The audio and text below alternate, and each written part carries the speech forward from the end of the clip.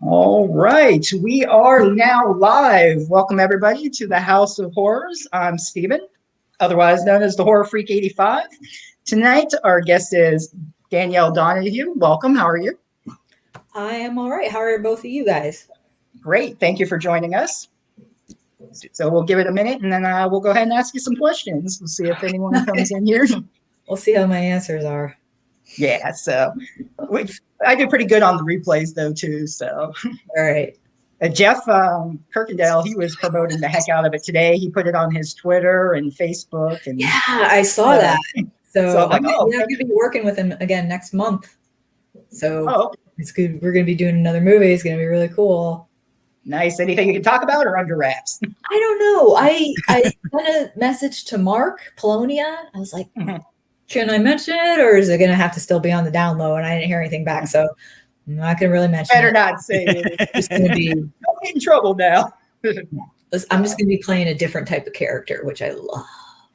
Nice. So I can show the viewers here what to check you out in, which I'll be asking you a little bit about Return to Splatter Farm. Then we got Queen Crab. That was a good one. That one was so fun to make. Yeah, that one's been a fan favorite among the community. A lot of people's like that one. Yeah. And then this one, I know the title has been changed and it's not a Wild Eye anymore. This is the out of print one of Survival Knife. Yeah, they changed it to Final Girl Vengeance. Yeah. So I think that's what it is on Amazon. I guess they changed it. So yeah, I know it's not Wild Eye anymore, but I was lucky enough because I'm obviously a Wild Eye fan, got to collect them. So yeah. Are you talking about this Amazon changed the name, or like the people who bought it changed the name? I don't know who did that. Whoever I guess when they switched companies of the rights, I'm not sure how that works exactly. I was going to say, because I know Amazon Prime has changed names of movies before. Yeah, I think the whoever the distributor is, if there's something and they think they can sell it more by rebranding it or calling it a different title, they can. And I know the whole Final Girl thing was a big hit, so they're like Final Girl Vengeance. That should do it. I kind of like Survival Knife better personally. Yeah, I kind of like that. I would have watched it because I tried looking for it, but when I pulled it up, it didn't show me it was streaming. That must be because it changed the name. But yeah, I tried looking it up to watch it, but oh well. But like I said, I know Amazon because I talk about bad CGI sharks a lot. This is a movie. I talk to the guys a lot that make it anything, and Amazon changed the name of their movie. It's just called Shark on Prime. But everywhere else is called Bad CGI Sharks. But on Prime, it's only called Shark. See, one thing that I don't know, because the first movie I did with Polonia Brothers is it was Wildcat. And, where it was like a werecat. But then they changed it later to Werewolf Erotica. And I've never seen the Werewolf Erotica cut. Because apparently they changed the cats. I have no idea how they did that, but I just I don't know. I don't know how they, and then I don't know how they edited it either. That's crazy. That's interesting. Oh, it looks like we got some people in here. Welcome. Go ahead and leave a comment or any questions. Let us know you're here. I was going to start out. When did you get into acting? Did you do it in school or? What was your career choice? Yeah. Oh my God. Well, I first did it whenever I was I was going to college at Du Bois, Penn State Du Bois. Oh. And then there was this mass. I'm sorry. I'll be right back. You're missing the best part. No, you're not. I think my husband got locked out. I heard knocking, so I got to go check on it real quick. For people that were interested in doing this, and I was kind of apprehensive. I was like, it might be cool. And then I met with Ryan, who ended up hooker number 2. And I gotta tell you, whenever first I gotta ask, how is this rated PG-13? You can say whatever you want. Okay, good, because there's me and then there's fucking Danielle Donahue. Okay. Well, I mean, I Yeah. had Steve Rudensky on. He's like, fucking, so it's no big deal. Yeah. It's a free speech. It's whatever Yeah. you want. We went and we shot the scene when I was hooker number 2 down in the basement in Dead Body Man. And when I was done, I fucking hated it. Like, this acting is stupid. You're pretending to be someone else. It's just like so fake. It's so stupid. I'm never doing it again. Like, this is so stupid. And then I don't know, like a year or two later, I was, kind of brought back up. Like, I contacted him again and he asked me if I wanted to be part of this, but the main role, and I was like, all right, let's try it. And then he started referring me to other people. And then I started looking at it more than. I don't know if it's my computer. I'm sorry to interrupt you. I don't know if it's. Hello? Or I don't know if my computer's being weird. I'm sorry to interrupt. You were like staticky cutting out. I don't know if it was just on my end or. Yeah, you're kind of glitchy a little bit. Okay, so you're seeing how she's kind of glitching too? No, you. Oh, it's me. It must be me then. I don't know. Yeah, on my end, you're kind of glitching a little bit. But I don't know. I locked my husband out of the house. I missed part of it. It sounded static when you were talking. I heard staticky on, so I guess my connection was bad. I don't know, but I'll be right back. Let me sign off and start back on, I guess. Well, no, now it's working. Okay, yeah, you're fine now. Okay, I'm sorry. I'm at my uncle's house. I'm not usually here, so. Yeah. Okay, continue. Yeah. Oh yeah. So I started looking at it as not so much the final product, but just the process of making it is just so much fun. Like, it is just like, especially ones that are really campy. It's just, you go there, and especially whenever you get along with people that you're working with, and it's just so fun. It's such a good time.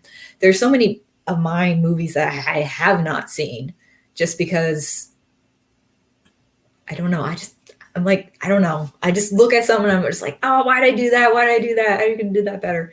But just getting something out of the process of making the film, that pretty much did it for me. It's like, I want to start doing more films just from that. Mm-hmm. There's a whole other kind of creative outlet. Okay. When was it that you met the Polonies? I was going to Penn State, New Kensington, near Pittsburgh at the time, when I did Wildcat, Werewolf Erotica. Wow. That had to be probably 2006. Probably 2000. Damn.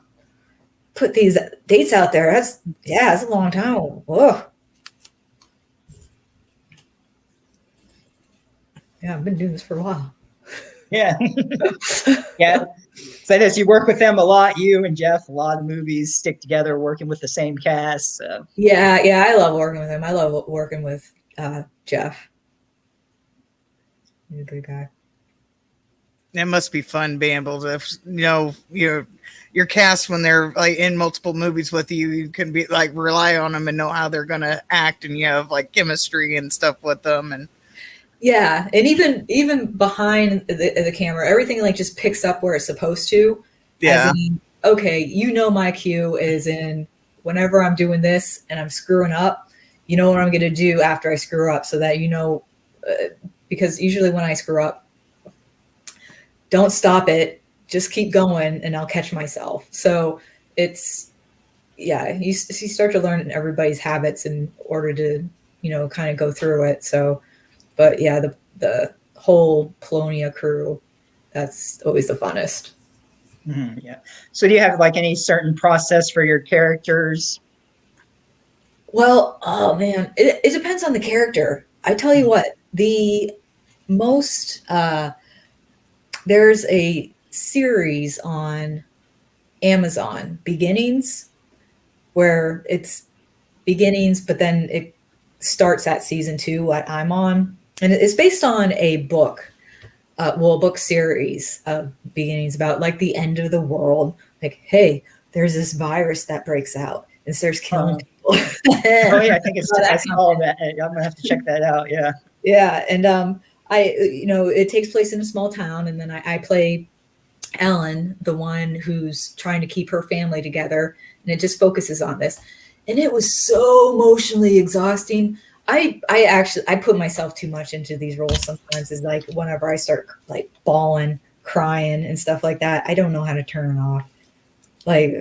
But I would say in order to get ready, what you do with that is basically any type of thing that's going on, you kind of push whatever's going on with the character and the character's personality. You try to find that in your personality or that type, and then push that forward and then pull everything back. The only problem with that is sometimes it's hard to get the other stuff back forward, and just then I call my husband at night, hey, I don't know who I am anymore. So yeah. So like Survival Knife, would that be one of your most challenging movies, or is there another role? Yeah, that one was. Because that one was shot throughout a couple of years. So you always had to go back and then do stuff and then go back into that. So that was the first role that I did that actually had any kind of depth to a character or like emotion or anything like that. So yeah, that was probably the first role that I kind of let myself go in, and always being like, because whenever I cry on camera, I'm really crying. I'm actually breaking down, and I had to end up telling people like, don't ask if I'm okay. I'm okay. Just let me go through this and I'll be fine. So yeah, that was pretty exhausting.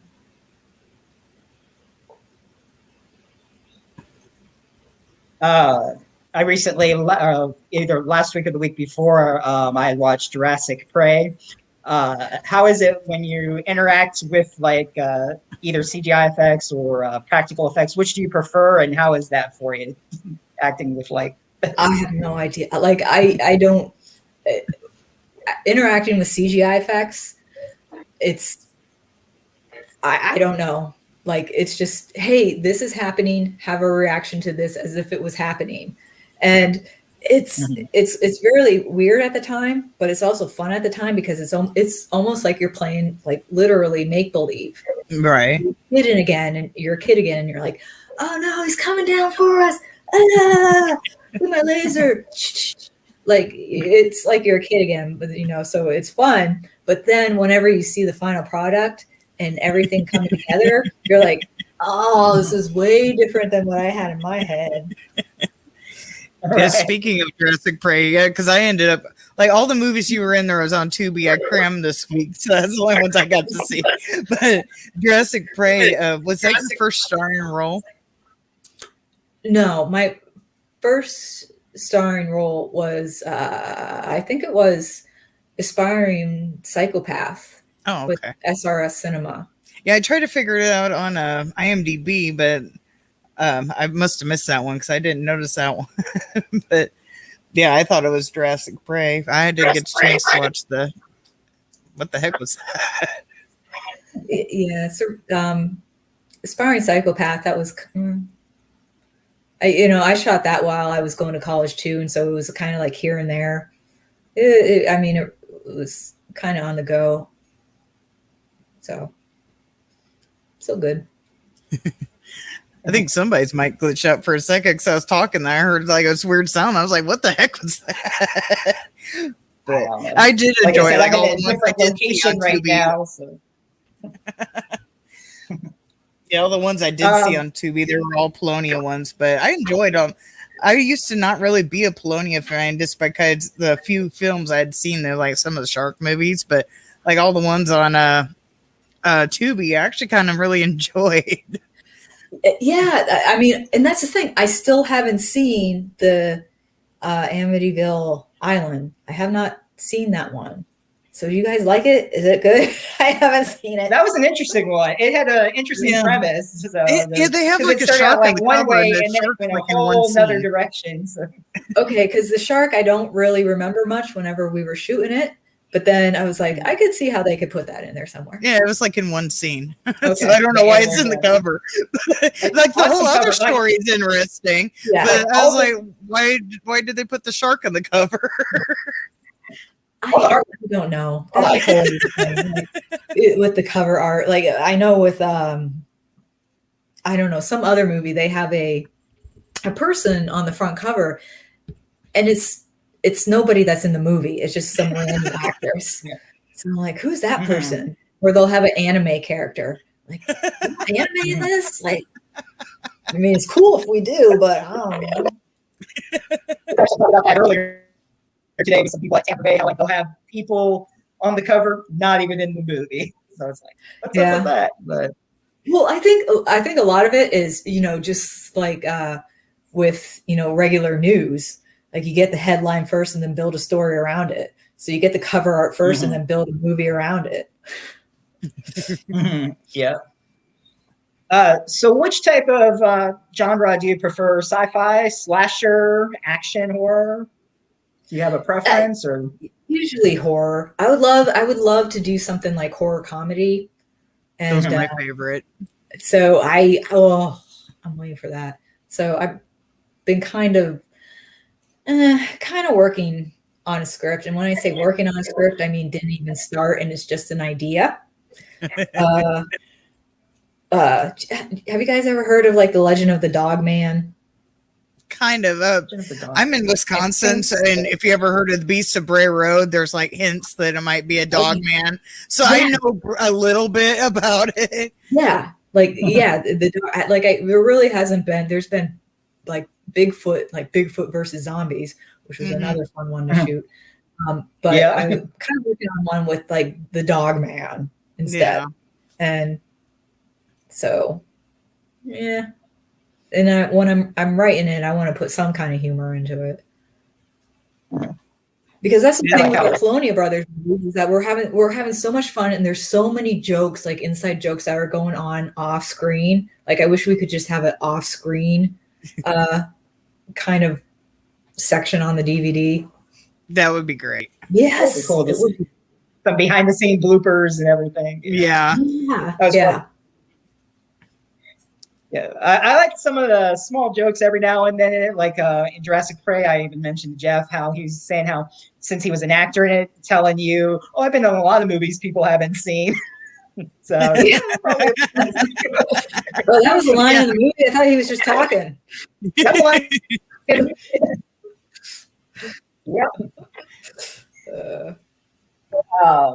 Return to Splatter Farm. You have any favorite kill scenes in that, or was there any like challenging parts for you in that?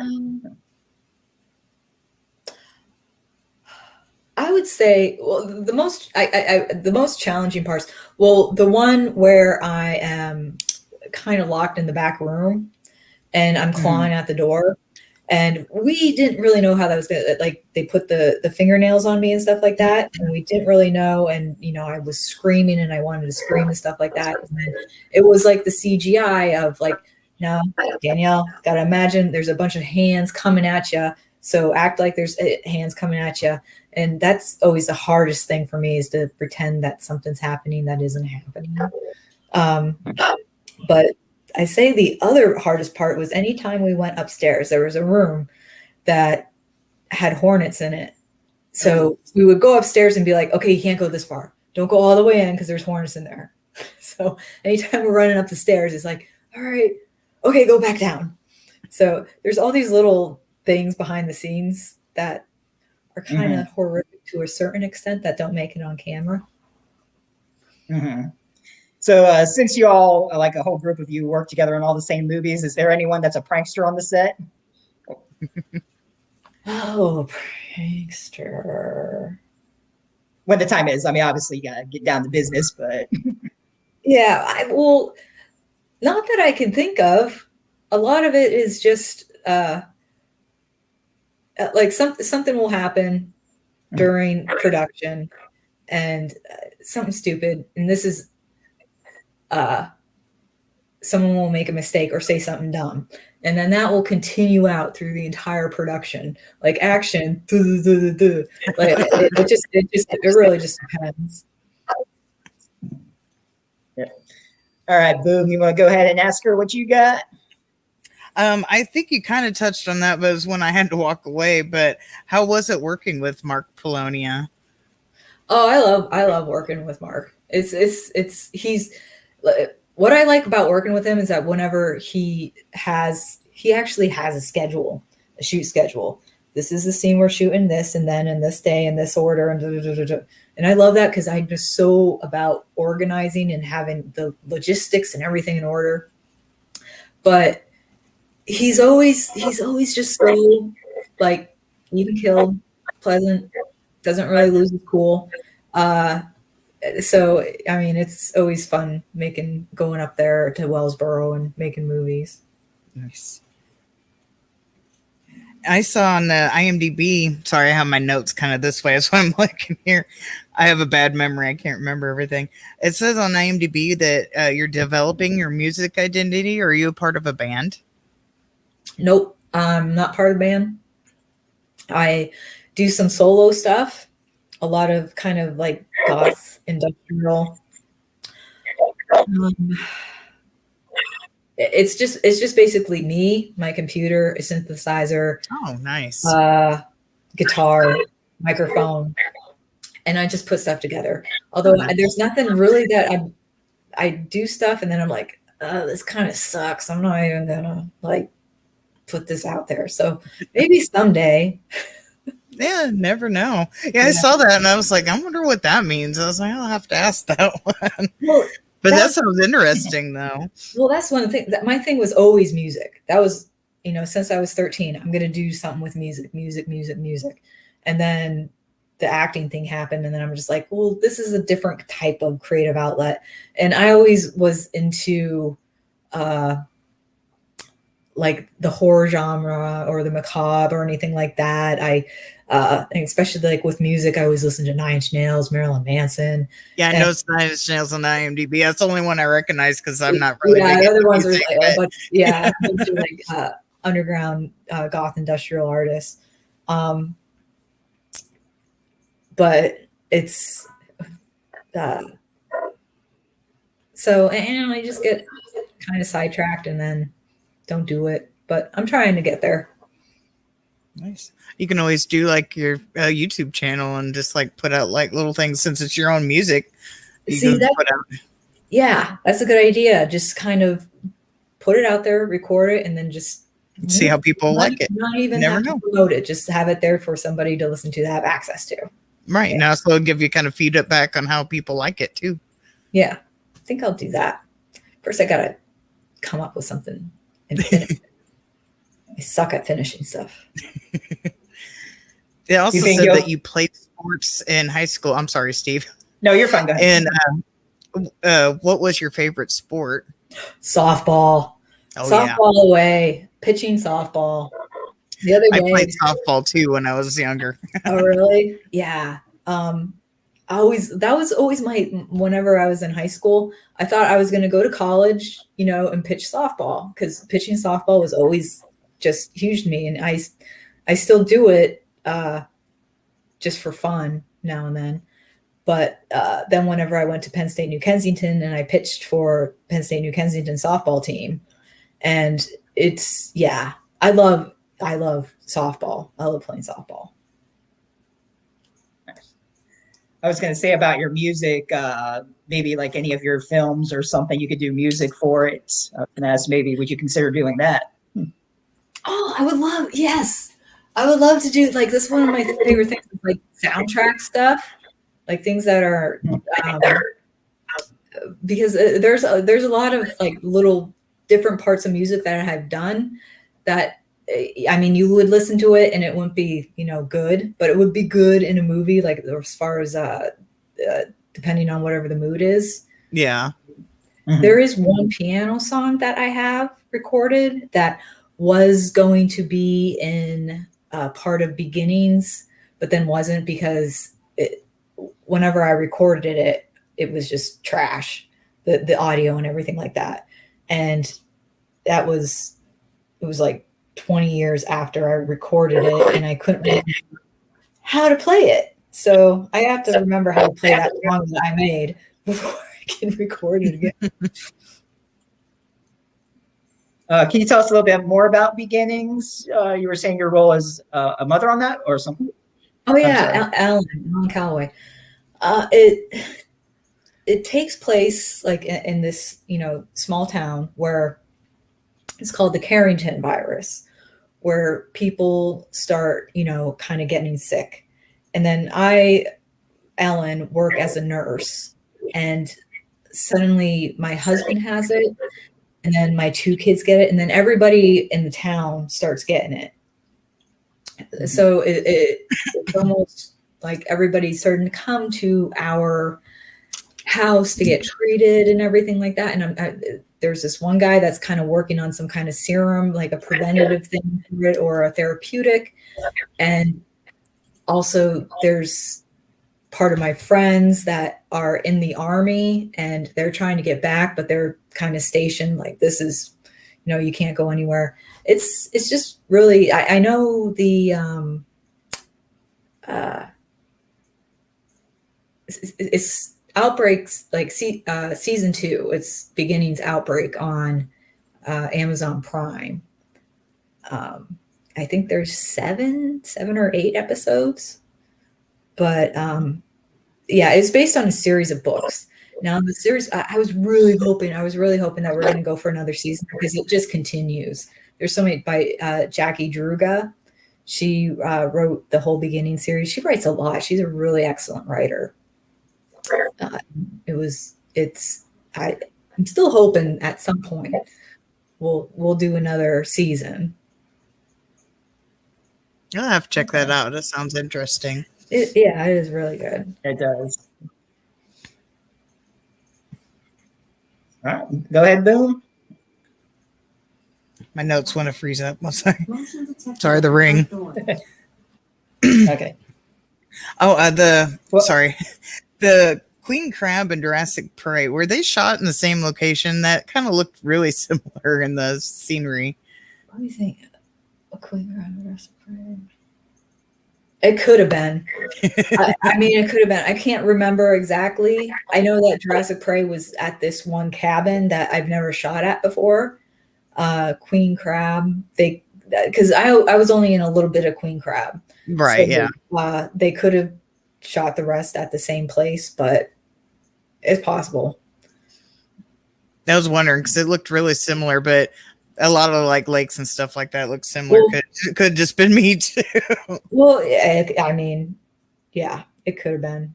I'm sure if I watch it now, I'd be like, oh yeah, I know that place. Yep. That's definitely, I've seen that before. Yes. Is there any particular character in anything that you've played that's more like your own personality that you didn't really have to kind of embellish too much on?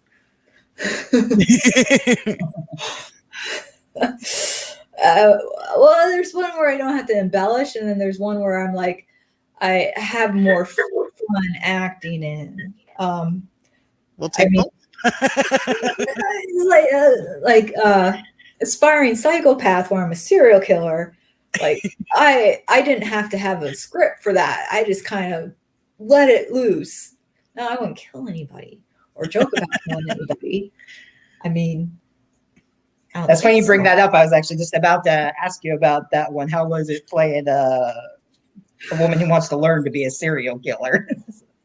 Yeah, well, the Lucinda, the character, she was just such a punk ass bitch. Just like, oh, I'm just gonna learn how to do this, and I'm gonna copy all these other people. I'm like, do your own thing, you stupid whore. So, but yeah, basically just stalking these serial killers and learning how they're doing it and everything like that. So I did have a lot of fun with that because I had a lot of leeway working with Ryan. And then because I was in Pittsburgh at the time, and then he was somewhere else. So I would do these video diaries, and then I would start recording these and then send the footage to him. And then I don't know how he did it, but I'm always like amazed by the editing that he ends up putting together, having to have all these different types of shots and footage from all different places, and then having to edit it and to make a kind of cohesive story. I don't know, but he does it somehow. Yeah, it seems like it'd be hard. I've never, well, besides editing on my videos, but I'm teaching myself along the way. I can't see how, it'd be hard to do like for movies and stuff, but I'm not computer literate enough to figure that out. So aspiring psychopath, would you say you're kind of like a female Dexter besides copying a killer? I've never seen Dexter. I haven't either. Okay, never mind then. It's one of those things where everyone's like, Danielle, you would love it. Danielle, watch Dexter. You love it. And I'd be like, just for that, I'm not going to watch it. It's actually coming back later this year too. So really, I've never watched it. Yeah. I haven't either. So you're not alone. Okay, well, never mind. Then. We'll just skip that. Whatever. Next.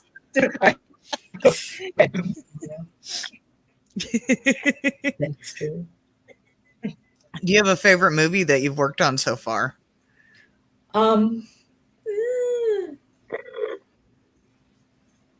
would say my favorite always is going to be Survival Knife, because that was the one where I was really got Robot Monkey Productions, like the guys that work, like I'm good friends with them, and it was such a, in a sense, it was like spanned over a period of 2 years, and having like, we have to get this shot sometime. Let's do it this. Okay, well, it's winter now. We got to wait till, the spring to do it. So it was really like kind of working together and just trying to get it done. Not really, you do your part and then that's it. It was, we're part of a project. We want to make it as good as possible. How do we do that?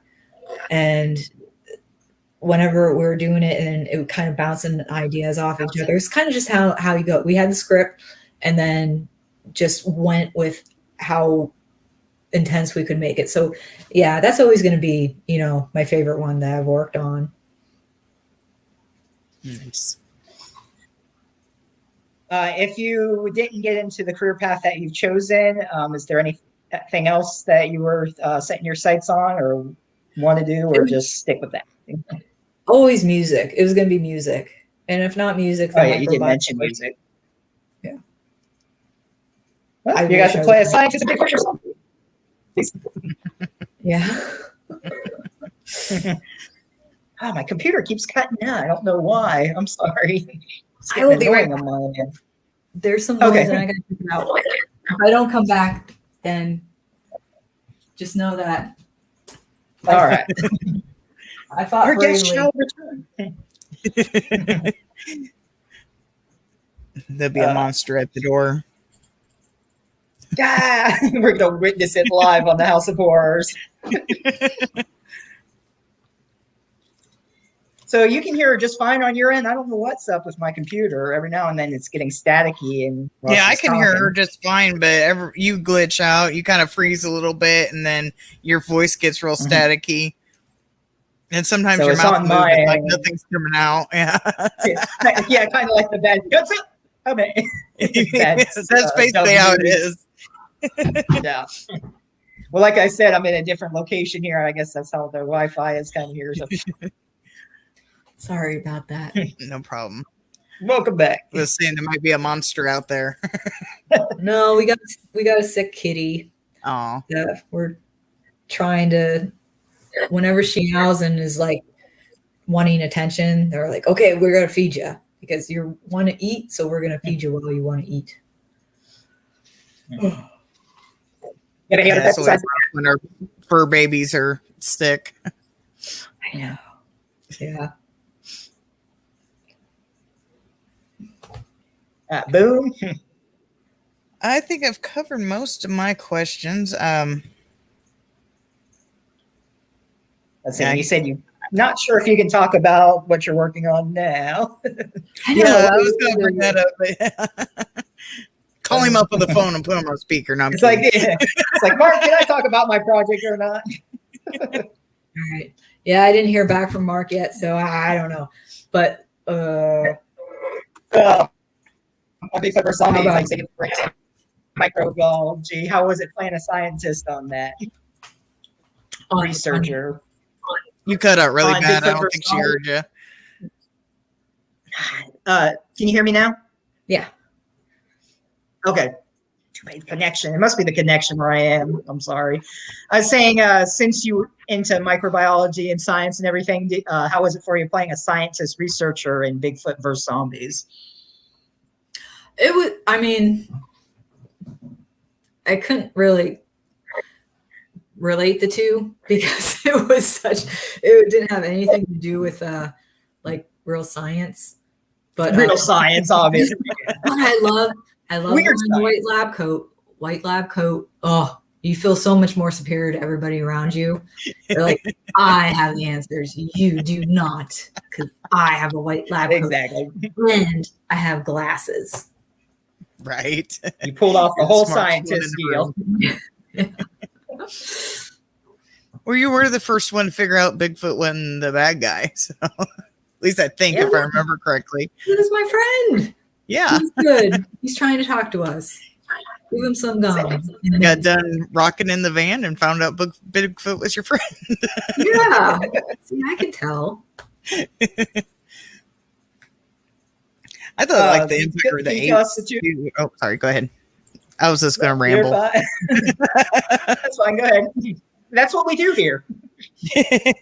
But yeah, I kind of thought that like the Empire of the Apes, like that storyline, it was like his own take on Planet of the Apes, pretty much. I thought that was really fun. Yeah, that was the Question. yeah. What's that? Oh, there's a question ahead. popped Go up. ahead Try and to finish read it. I'll just read it because he's cutting out. Coolest experience meeting other actors in the genre, or any inspirational actors you really love? Oh, it's from Tony M. That's my husband. Oh, okay. Thanks for That's Tony funny. for throwing me a softball. Oh, that's great. Well, welcome. The other actors that I like in the genre, or I would say, one of my favorite horror movies actors is ones that I would say that you aren't typical, and they're not even always in horror. But Gary Oldman, like in Silence of or Hannibal, and in so many other ones, because he disguises himself so good in this character, you can't even tell it's him. He does that in almost every film. He just like completely changed. He's like a shapeshifter. Yeah, it changes his voice and everything. It's just, it's amazing. So, Tony, thanks, shrug. I heard the Anger was a pretty cool guy. I'm not sure who the Anger is. I don't know if you know that.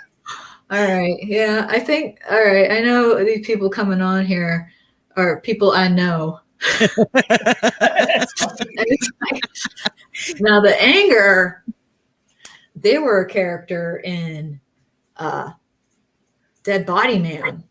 Because in Dead Body Man, each of us, like each of them played a certain personality or a type of the serial killer. So there was like the little girl, the anger, the lust, and everything like that. Yeah, the Anger, he did pretty good. He was very angry. There. Makes you wonder, is that the person who asked the person that played the Anger? Yeah. It made me wonder. KW playing. Yeah, so shameless. Oh, well, that's been an interesting show. We just invite all your friends and family. Anyone else want to come on? I told everybody about that. Put her on the spotlight right now. But on Honey, did you go to the store? Oh, hold on. Like, I'll write in the chat, shut up, I'm doing an interview now. It's so good. It makes it fun. I was like, oh, anyone else?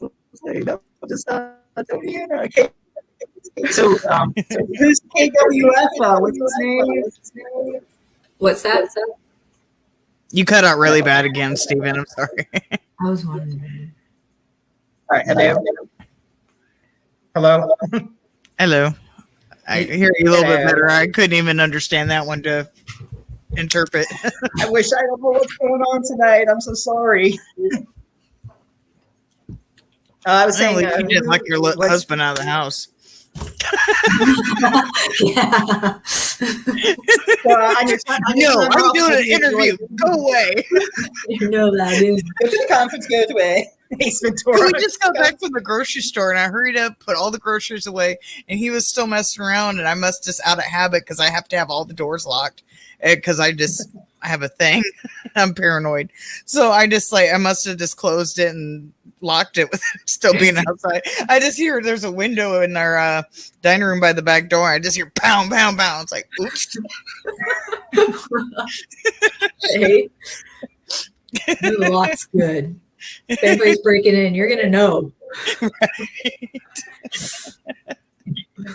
Well, either that or the dog, my little alarm. Oh. So in that one, besides anger, which character were you in that one? I was hooker The number dead. Yeah. Oh, that was the one you were talking. That was the one you were talking about being a hooker earlier. Okay. Yeah, I wasn't. I don't even know who hooker number 1 was. I couldn't even be hooker number 1. I had to be hooker number 2. Yeah. You played played twin hookers, just like Cincinnati. That was back in 2003, I think. Damn, that's wild. Bring it back. It doesn't seem that long ago, but then we get thinking about how long stuff is. When somebody says to me like 15 years ago, I think of like the 90s. I still have the 90s in my head. Exactly. Like 10 years ago, you mean 1995? Right. It's so that way too. I'm because I think I'm the oldest one out of the 3 of us. So yeah. That is awesome. Yeah. How about Muckman? How was your experience with Muckman? That was pretty fun. That was kind of a there was a lot of shoots and then reshoots that we had to deal with, but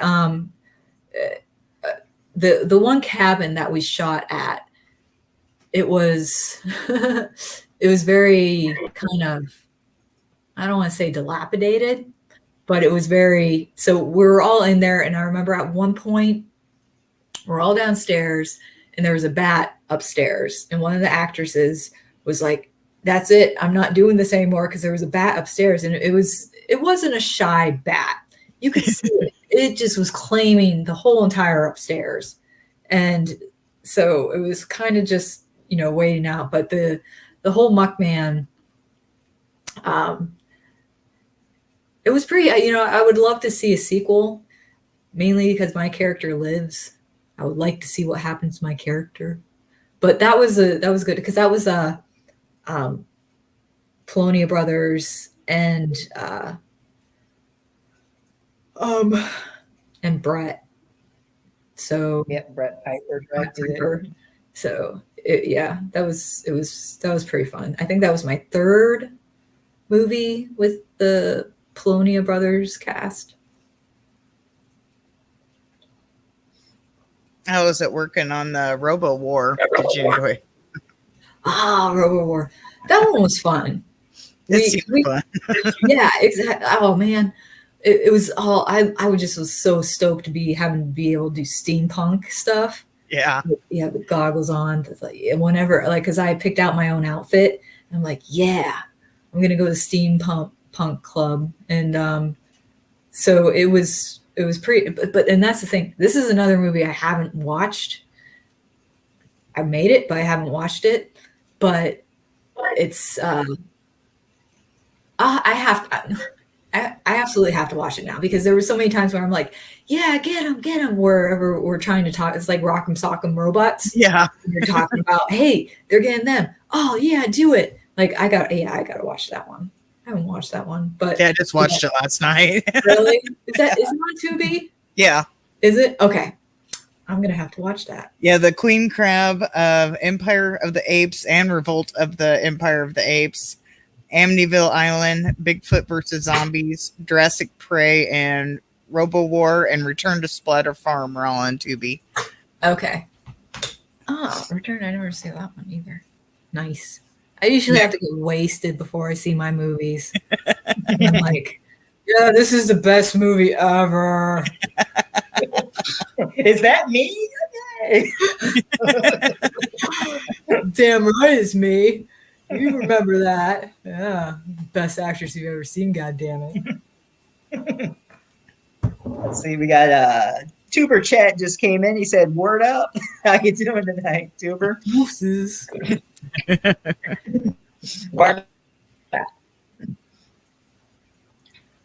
So yeah, a lot of them are on Tubi, of course, Amazon Prime. So whoever's watching, be sure to check all those out. So now, as I was saying for Survival Knife, that one has, or Final Vengeance, girl. Definitely recommend ordering that one. I really enjoyed it. That's probably one of my favorite ones of yours. Like okay, that that was probably like the first one that I did where it was kind of Penny. The character was kind of serious for me, where before like a scene, I'd be listening to music and getting in the state of mind before I did something. I never did that before.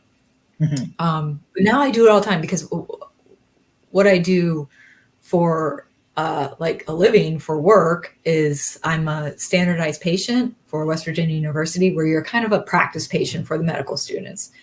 And you have all these different scenarios where you come in and you think you have AIDS, you come in and you have pericarditis and you think you're dying. You come in and there's something wrong and you're actually doing coke, but you don't really want to tell the coke. So how do you do that? And then the one most awful scenarios is that takes place is whenever I play a mom and it's an emergency room and I have to, it's my 5-year-old son and they have a dummy that's in the hospital bed with tubes and everything like that. He was in a drowning incident and then he is on the bed on life support and I'm in there with him. And then basically he flatlines right in front of me. And the nurses and the doctor have to like try to save him. They don't.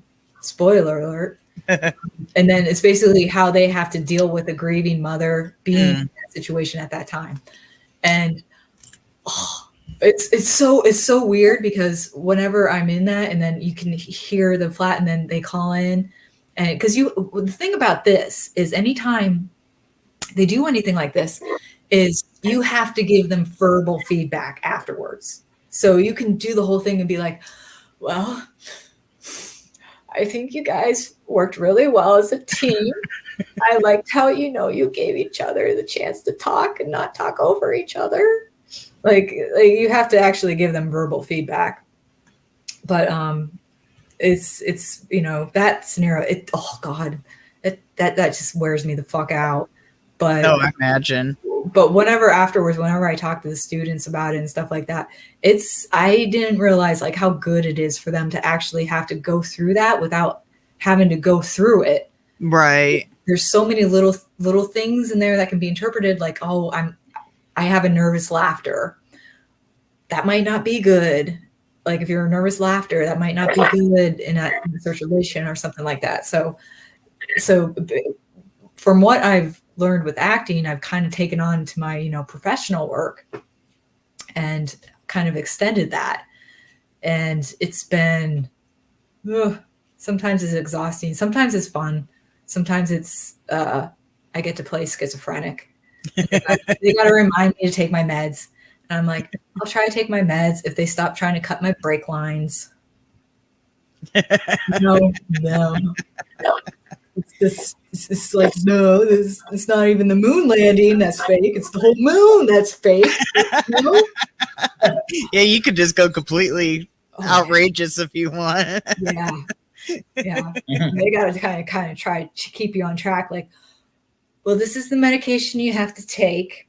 This is the time you have to take it. Why that time? Well, just to help you. Like, who is they? It's a conspiracy. Yay. Yeah. You ever throw them off at all, dude? Stuff like that. It's like, who? Well, sometimes, like, well, there's one spot. Like, it depends on what's going on. Like in the room I am, because with the thing with schizophrenia is, you hear voices or you see something. So I keep thinking like there's a hole in the wall and there's somebody there that's in the hole, and I'll just throw something at the hole to shut them up. Like, just shut up. So it's pretty, most of the time the students are just like, I'm just going to keep going with it. But then sometimes the students are like, no, you need to stay here and listen to me. And that's when it doesn't go good. I'm like, no, you shouldn't do that. I will just totally fucking flatline you right now if you try to.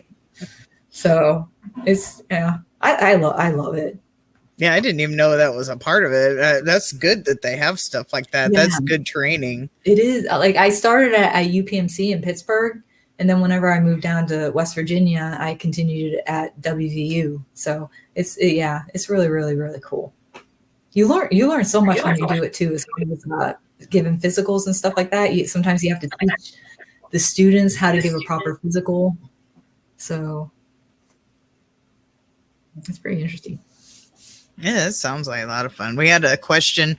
I think we somewhat touched in the beginning, but they've just joined. What made you start acting in horror movies since music was your original passion? I've always loved horror movies. I mean, and plus acting is a lot easier than making music. When you make music, you have to go through a whole process. You have to actually do the work. You actually have to lay it down. You have to spend money on the equipment. Whenever it comes to acting in horror movies, you're just there, and you're kind of just like this instrument or this vehicle for whoever the director is, and then you just kind of make it whatever they want to, perceive it as. So, but as far as I've always been kind of like drawn to the dark side of things, to a point where people around me thought it was suspicious, or my parents really worried about me. I'm really worried about you, Danielle. Like, what is all this? Or the getting called into the high school guidance counselor, be like, we found your notebook with all these pictures in it that you drew. Seriously, that you want to talk about? So I so can relate. And then, we would like to have you see the school psychologist for the next week, just to make sure everything's okay, that we don't have to like expel you or anything like that, to keep the other students safe. So I guess I just always, and I never understood why, and I'm still trying to this day to give my parents an explanation, but I cannot.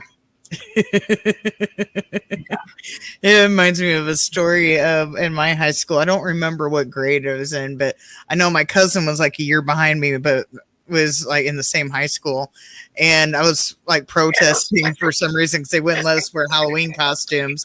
So I had like this black wig, and I've always had long hair, so it's a long black wig, and I had black makeup, and he took my black lipstick and drew something on my face. I don't know what it was. I was actually on the way to the bathroom to go wash it off or see what it was, and the principal caught me.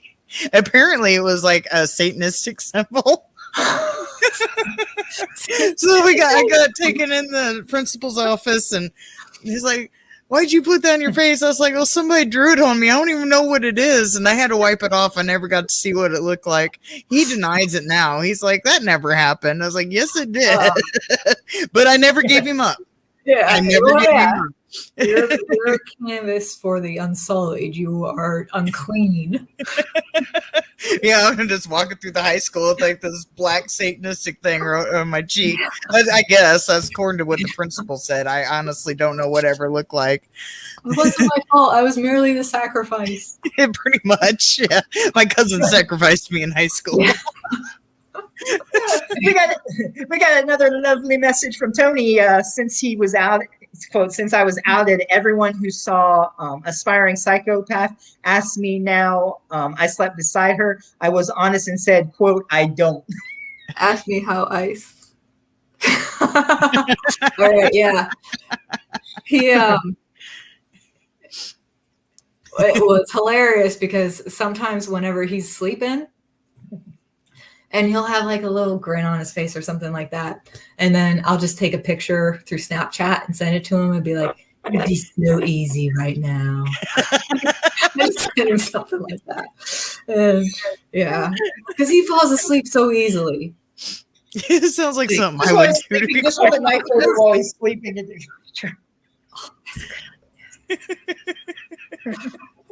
There was one night where I painted his toenails pink. And he didn't even know. Like I just remember one morning waking up to hearing like, "What the fuck?" And then he come up and like, "What did you do?" Like, yeah, yep. He just put a sad face. Oh, that's hilarious. It honestly sounds like something I would pull. I'm glad my husband's sitting over there with headphones and he can't hear nothing because he would be probably agreeing. Yeah. Yep.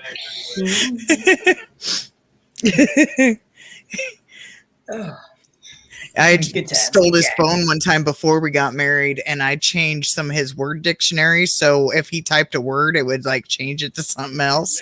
And for some reason, I don't remember how I did it now, but it's been years ago. But I changed his word dictionary, and it was, I forget what word it was. I think it was just the word "it," and it changed it to "it puts the lotion on skin" or "it gets the hose again."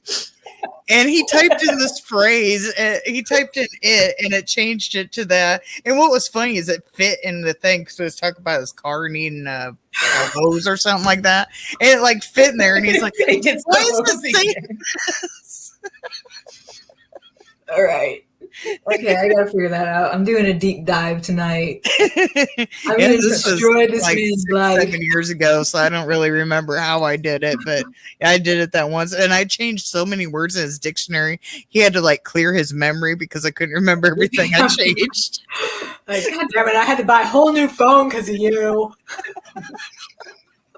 I was just bored, and I was just like, oh, da, da, da, da, da. If you were more interesting, then I wouldn't have to do this shit. April Fool's Day must be fun there. Actually, we don't really do much anymore, but yeah, I used to pull shit like that all the time. Tony said this show is evil. Now I have to log in each week.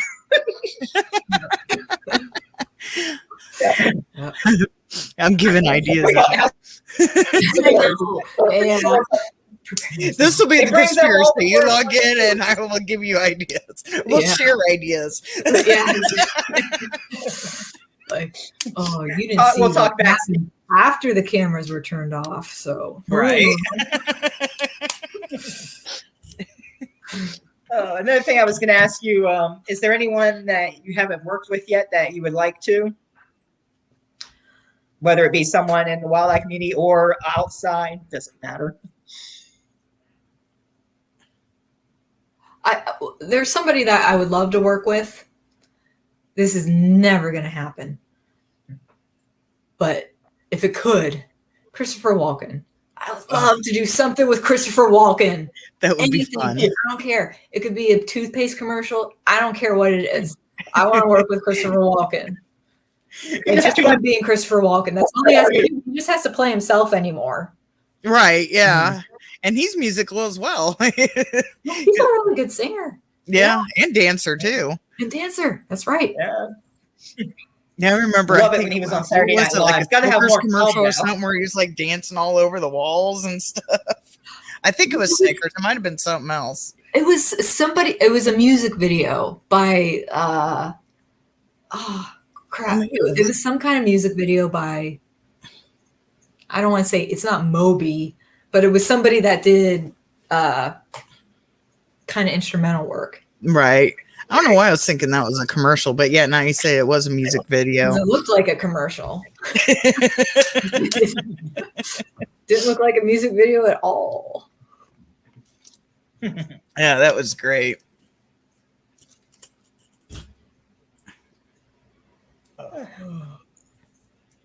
Well, I am driving back home to Tallahassee tonight. I was going to do a Oh, they're shorter saying show tonight. Fat I Boy usually do a couple Slim. hours. Oh, That's it. Yeah. That's Yeah, the chat Fat Boy in Slim. to save the day. right there. Yeah, Fat Boy Slim. Oh, now it popped right up, there. Fat Boy Slim. Yeah. Yeah, I would have never. I'm horrible at remembering stuff like that. So yeah, chat in to save the day. Thank you guys. I would have had to totally Google that. I don't know very many bands by name or any. Hell, I thought it was a commercial anyway. Not. Well, he was in a commercial. He was in a Buy commercial with Justin Timberlake. So this isn't out of character for him. Right. I'm just fusing the two. Yeah. Yeah. I want to say he danced in that too, but I could be wrong. I don't know. I mean, he's Christopher Walken. He can do it. You never know He was what in he's Hairspray, the new one too. The new Hairspray, he was in that. So yeah. Yeah, Hairspray. Yeah. I think my favorite is I love the Tim Burton's Batman movies. Mm-hmm. Oh, Batman Returns. Batman Returns, yeah. Shrek. He was Shrek. Yeah. Because he is Batman. Yeah. I'm Batman. Like he's Michael Keaton's Batman, and not Christian Bale. Michael Keaton. Right. Yeah. Batman. Mr. Well, I think he's supposed to have a role in the upcoming movie, like in the new Flash movie, he's. I think they're gonna do like a multiverse. I could be wrong, but he is gonna be in the new Flash as Batman. Yeah. I don't know if that's what they're gonna call it, the Flash, but whatever movie like a coming out, right? Yeah, Mm-hmm. whatever movie the Flash is coming in, there Michael Keaton is gonna play Batman. How big the role is, I don't know. Yeah. But yeah, he is. It might just be like a quick part. I don't know, but yeah, I can't wait to see that. I don't really much like the Flash, but you gotta watch Michael Keaton as Batman. Ben Affleck, like. Come on, just yeah. Stop. Come up with something new. George Clooney, and then what was the other one? Van Kilmer. Val Kilmer. Yeah. I'm Batman. Oh, at least the chat is admitting that they Googled that Fat Boy Slim. At least your husband said he Googled it, and TM said they Googled it. Okay, everybody. So apparently that song isn't as well known as probably Fat Boy Slim hopes it is. Right. Well, hopefully after tonight we'll bring it back. So. I know. And we should get credit for it. Yes. 100%. Yeah, because I think it was TM saying that he shared this to Reddit. I don't know how much this stuff's popular because I don't go on Reddit, but hopefully it's popular on Reddit. What kind of guy? I wanted to ask you, like, what kind of? Do you guys have any ideas for like horror movies, or what would be good or original, not just a remake? Hippos. I want a hippo movie because they're, even though they're kind of cute and everything, they're super dangerous. Oh yeah. No, that's true. If I saw one, I'd be afraid. Yeah, you'd want to walk up to it's like, oh, you're so cute, but yeah, and like Africa or wherever, I think they're in Africa. Hell, I don't know, but wherever they're at, you go up to one in the wild, you're dead pretty much. But yeah, I think that would be a great creature feature. Have hippos. I've been saying that for a long time. I think that would be a great creature feature. Well, someone made some drawings of like board games turned into horror movies. I saw like memes. There were artists that did Hungry Hungry Hippos, and they did like a fictional poster to it. They did like a Candyland, Mousetrap. What was the other one? Do you remember? I'm not to find it, but they were like all our childhood board games as horror movies. Hungry Hungry Hippos. That's it. That's it. Your husband is asking to shooting that on location. Yes. Oh, I want to do that. I'm trying to get ideas. Like I'm thinking of like about like the Dog Man. I'm thinking of like there's like other kind of urban legends or stuff that right, yeah, like cryptids you know about or but you haven't really seen. There's this one podcast I listen to, Down the Rabbit Hole, and they do a lot of different things about different like occult and different conspiracy theories, secret societies like D.B. Cooper, Stargates, different things like that. Like these know their shit. And so I want to try to think of something that's like that, that's really involved, that's really meaty, but has not been done yet. And TM says, sorry, I didn't mean to interrupt. But TM says the theme song would be a creepy version of I Want a Hippopotamus for Christmas. Go to bed!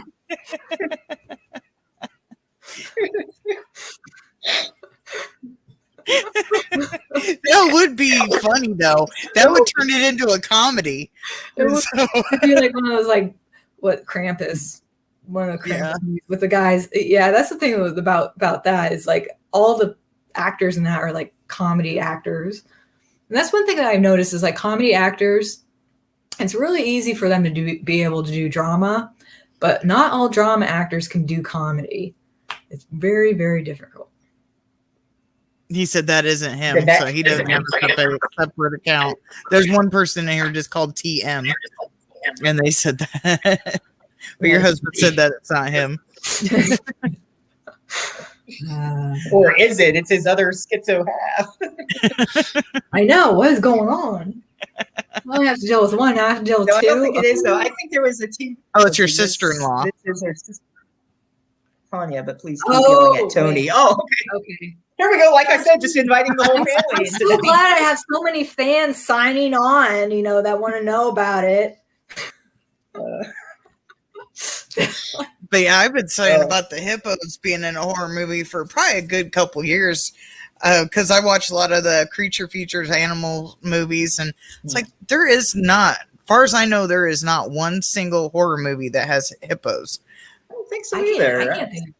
Yeah, that would be something different, and you can have it. Well, of course, it'd be CGI, but you can, you don't even really have to have like something like make them evil or anything because they're already evil. They're like going. Well, I shouldn't say evil. They just want to attack and eat for living. Well, what is it like in Africa? There's like three things that can kill you. Well, like there's the tiger, the black mamba, the elephant, and the hippo. It's like hippos are like at the top of the predator list. They are. They actually do. Yeah. If they want to kill you, they'll kill you. Yes. Like I Goes on a rampage. That would be interesting. The PSI bite rate, but it's up there like as far as like anything else. It might even be. I think they kill more people than crocodiles. I want to say that, but I'm not 100%. But I want to say I saw that they kill more people than crocodiles out there. I think they have the highest PSI bite rate outside of snapping turtles. Yeah, they have a really good grip of biting, I heard. Yeah. All right. We just did something so cute, and you think, "Oh, it's so cute," and then it's just this rant, mad, crazy killing machine. Especially baby hippo. Like whenever you watch one of the videos with a hippo, and then it has a baby hippo, and you're like, "Oh, that's so adorable," but then try to get next to that baby hippo, and then you're gonna be in two.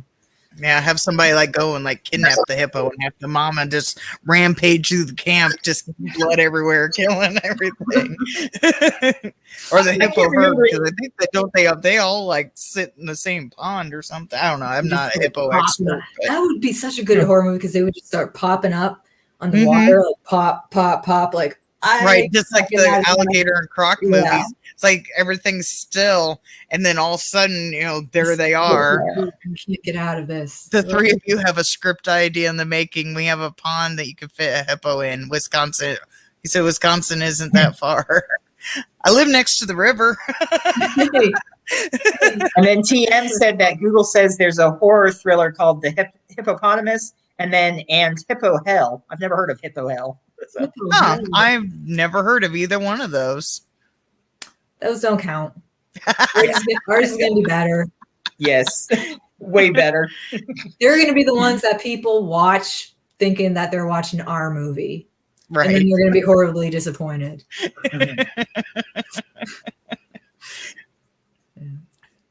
He said Wisconsin isn't that far. That's great. And I live Hippo Hell.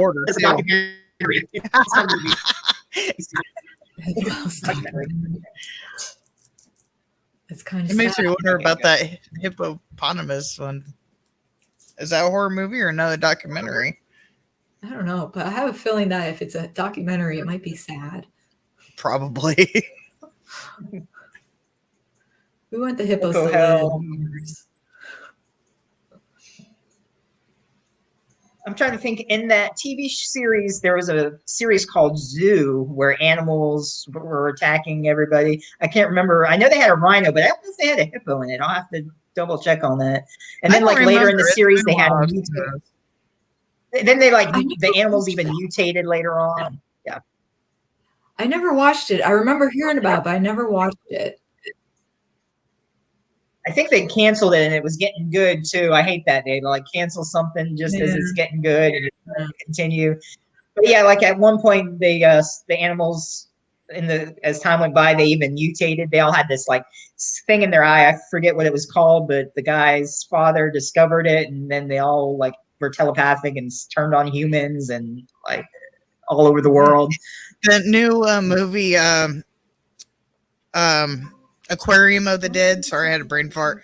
It's connected to zombies. Oh, really? Yeah. Mm-hmm. Yeah, because it gets the virus from the zoo, and it gets. I was just looking at that hippopotamus movie, and I don't think there's actually a hippopotamus in it. It sounds like a kidnapping movie. It's like.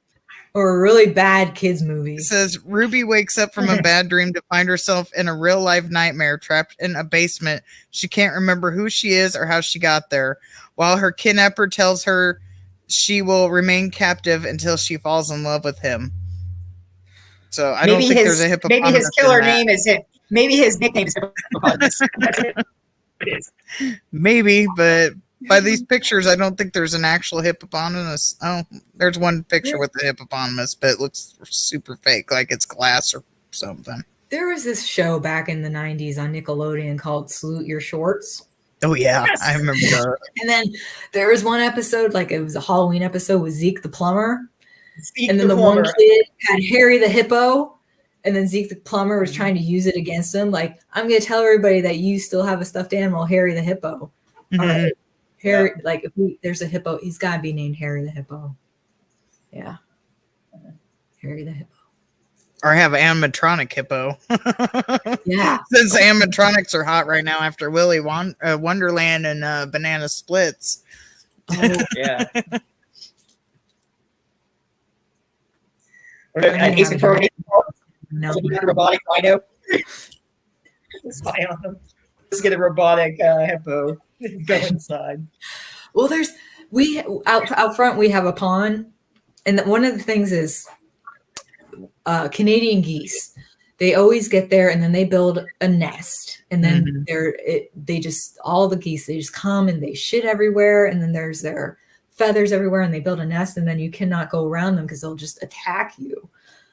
So there's something that you can get for your pond is like a floating alligator head. Yeah, to keep them away. Hippo. If I can get a floating hippo head, I'm totally going to do that. I want a floating hippo head. So I almost bought that alligator for the pool back. I used to live in Illinois, and we had a pool back then, and I wanted one so bad. But when I went back to get it, it was all sold out. I was like, oh, okay, yeah. But yeah, I wanted that alligator for the longest time. But yeah, I've never seen a hippo one. I'm sure they might have them. I don't know. Oh, hippo head. Yeah, I've heard of those fake alligator heads. So Sorry, I'm making a lot of. So what else when you're not acting? What do you like to do for fun? Hobbies? Well, did you hear me? Okay. Or do I need to repeat? When I'm acting, what? What hobbies? What do you like to do for fun when you're not acting? Well, usually, when I'm not doing any kind of like standardized patient work or something like that, I usually watch movies, listen to podcasts, read. I do a lot of drawing, and I'm like anything else I do, I'll I have a drawing and I'll start it and then I'll be just short of finishing it. And then 4 years later, I'll finally finish it. So there's so many that I have to finish. Tony was saying, how much does it cost to buy a hippo? According to Yahoo Answers, around 100,000. Seriously, they are not cheap. They are very expensive and very rare. Most zoos do not even have them. Quote, loan. And then I just said Ohio Zoo has a couple. I know for a fact though Ohio Zoo has a couple. A friend of mine follows, I think it's called the Cincinnati Zoo or whatever it is, because she's like obsessed. They have a baby hippo that just gave birth like a couple years ago. So she's like always posting pictures from this zoo of this baby hippo. So I know for a fact there's a mother and a baby in Ohio. There was some movie. It was called Tusk. Yeah. With Justin Long. And then he's a walrus and he gets turned into a walrus. Yeah. That could easily be turned into a hippo. I don't even know if there's a walrus movie. There's a lot of like deadly animals that, you know, people haven't explored because they're not scary looking. You know, I always hate, there's anytime I watch a movie and I know there's an animal in it, there's a website, doesthedogdie.com, that I have to go on there and put it in there to see if an animal dies, and if they do, when is it, so that I can turn away. Like if you're killing like a kid or a person, I don't care. But if the dog dies, people you want. that's with me. Right. I watched a movie, I think it was last year, called The Pool. And it's a foreign movie. I can't remember exactly where it came from. I want to say Korean, but I'm not 100% positive off the top of my head. And they have a scene the dog dies in, and it's so senseless. It was not really needed. They just basically had it in there. And I was like, they basically had, because the guy gets trapped in this really deep swimming pool, and like all the water's gone. He's trapped in there with it's either an alligator or a crocodile, and his dog is like on the outside of the pool. And for some reason, it decides. Spoiler alert! If you haven't watched The Pool, I'm going to give a spoiler. So plug your ears, mute me. But the dog like goes to jump, and it hangs itself. And then he ends up climbing up on something and climbing up the dead dog to get out of the pool. But me personally, I think it was kind of senseless, because they also had like a grate in the pool where he was kind of trying to figure out how to get out too. But I mean, when you insert stuff like that, I mean, it's like the movie Cannibal Holocaust. Mm-hmm. I watched that movie like a while ago, and then I was like, this is messed up. I can't watch anything like this ever again. I think that was real too, that it was a turtle scene. I think I heard. It was banned from a lot of countries because it was real. Mm-hmm. That was just and then the director had to go into court because people thought that he actually killed people as well. Yeah, the people that died they had to prove that they did not kill the people that were. Yeah, because he was on trial for murder. Yeah, because they made it kind of like it was real, and the people actors actually it was kind of like a documentary thing. Mm-hmm. So they did the Blair Witch thing before it was cool. Yeah. Then the Blair Witch thing came out. Now there's so many that are like the Blair Witch, but right when the Blair Witch came out, because I do too. There was I remember getting the soundtrack. It was Josh's Blair Witch mix, and always listening to that. Like, this was the mixtape that they found in his car, and I was like, there's Skinny Puppy on it and everything. I was like, this is awesome. And then I remember watching that, and then a couple days later, I was kind of jogging on a trail in the woods, of Rails to Trails, and I miscalculated the timing. And it got dark out a little bit sooner than I thought it was going to be. And oh man, it was dark. And I just saw, I was listening to Josh's Blair Witch mix on my headphones. And then this is going on. And then I had to like hoof it up through the woods to the road so that I could actually see where I was going. And then I finally find my car, and then I go home, and then my parents are mad. They're like, we're looking for you. We're going to send out. We thought somebody kidnapped. Yeah. Blair Witch. Ugh. Yeah, I went when everybody thought it was real as well. Went to the theater, and for some reason, like the theater in my town wasn't playing it, so I had to drive to another town, which was like not that far away. It was like 15, 20 minutes away. So I went there, and I've been to this town several times, so I knew like the back way was quick, and it was like country kind of way. Well, for some odd reason, after this movie was over, I took a wrong turn, and I ended up out in the boonies.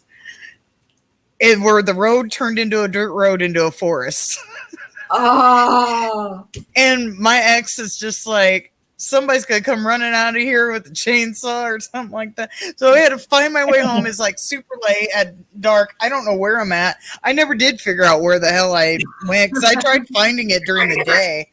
And I never did figure out how I got to the point I was at. It was like pirates. You never know. Where's the thing? But it's funny having somebody else with almost the same experience. You get lost in the woods, and I just find this random road that goes into the woods. Nice. Right here. Now, what's hilarious about this is when Blair Witch 2 came out, before that came out, I was visiting my sister at Penn State, and we just got up one day and went out, and then these things were in all of the trees, just hanging out, laying down everywhere like that. There were so many of Blair Witch things before Blair Witch 2 came out. So there were some people who were like, oh my God. And we were like, fuck, just pick them up. Hurry up, pick them up. So I've always had that Blair Witch one.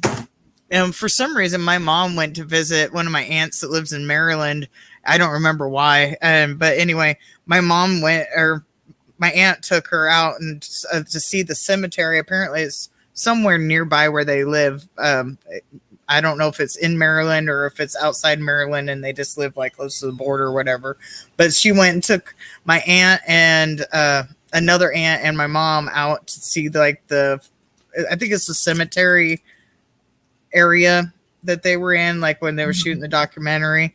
And I guess they freaked themselves out and had to hurry up and leave. Yeah, it's really easy to do that. But yeah, I don't remember what the location was, but I know it has to be close to Maryland. I don't know if it's in Maryland or nearby Maryland, but I know they was able to get to it. Oh, yeah, I had when I was coming from Universal years back, a friend from Chicago came down and was celebrating New Year's at Universal, and I forget where we were going to go, but I knew the next exit, but I missed the exit, and she was screaming for me to just get off the next exit. I'm like, no, and I'm like, oh dang it, fine. We ended up, like, seriously, it was like the Twilight Zone. We ended up on the other side of Florida, where we were going down like literally this wooded dirt road area before the town, like small town and everything. And it was either a gas station or restaurant. We finally came across, literally there's like no lights. And I'm like, gee, you're lucky I'm not a killer. And she's like, stop it. And we go in, and this guy, he heard us asking, I'm like, which way do we have to go? And I ended up having to go on a toll road, didn't have much. I mean, it was horrible. And this guy, I swear, almost, you hear me? No, you cut out. I saw I was cutting out. Okay, so this guy almost like yeah. Okay, so then this guy heard the story and he almost looked like a wrong turn hillbilly type of person. He just goes, "You're in the Twilight Zone now," and she was just like, "Yes." Because we got the And so then finally, like, if she would have known, because I used to live past that exit, so I knew a way I was going to go, and she was screaming at me. I'm like, which was the biggest mistake I'm never going to do again. But it was weird. Like, I ended up on the other side of Florida. I had to go through these toll roads to get back. There was like no lights, so in an area, it was like, oh my God. Now, that would be creepy in Backwoods, Florida.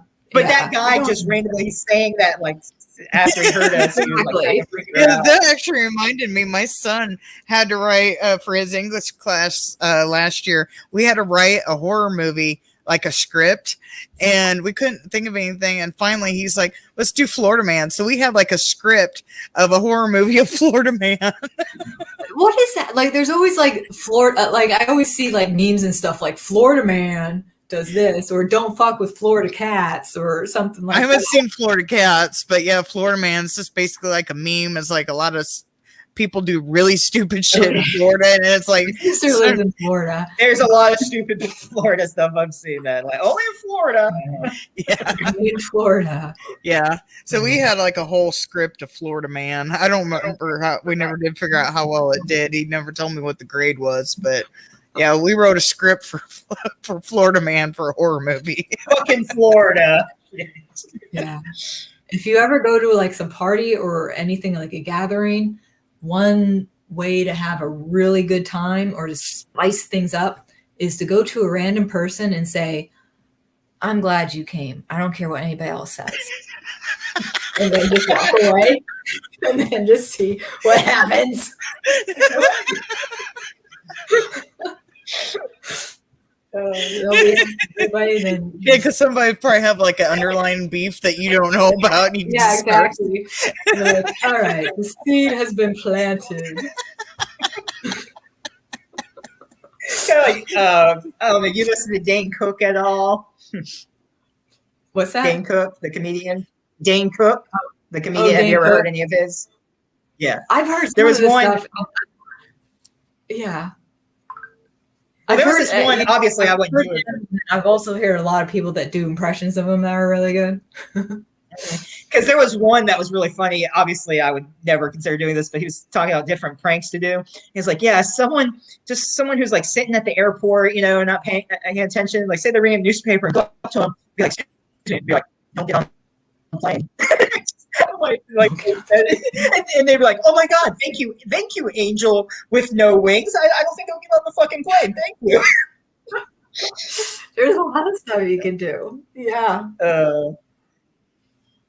There was this when I was in middle school, we did I was in Alice in Wonderland. I was the Cheshire Cat, and then I was the youngest one, and I was hanging out with some high school students, and there was a list of 50 fun things to do at Walmart. So we were doing some of those. There's like a whole list of jokes to do at Walmart. One of them was like, look at the jewelry and be like, who would buy this crap? Ride the horses, the quarter horses. So we were like riding the horses, and we were doing some of the stuff on the list. And another one was hiding like the shirts and be like, just random stuff. And one of them worked there. So he split up from us. He didn't want to be a part of it. So he was like just doing other stuff. And he heard that they were like watching us or call the code on us. And we're like, okay, let's just go. And what's ironic, the last 5 years I work at Walmart too in electronics. So I actually work at Walmart. Yeah. That's always like that's a huge thing. Like you go to Walmart and buy 3 things. What are the 3 things you buy to freak out the cash register clerk? Like, let's see. Like pregnancy tests, coat hangers, and paper towels. Something terrible. Just terrible. I did that at Barnes and Noble. Oh. I saw something like buy a shovel, some trash bags, some duct tape. Yeah, exactly. Duct tape. I put some really strange books together, and the Barnes and Noble lady just like gave me like a look. It's like bleach, gloves, shovel. Yeah, it's for a project. Unrelated. Right. You can accuse them. You're a fucking weirdo. You actually think that. God, what does that say about you? Right. Why are you analyzing me? Exactly. You're the one in the wrong.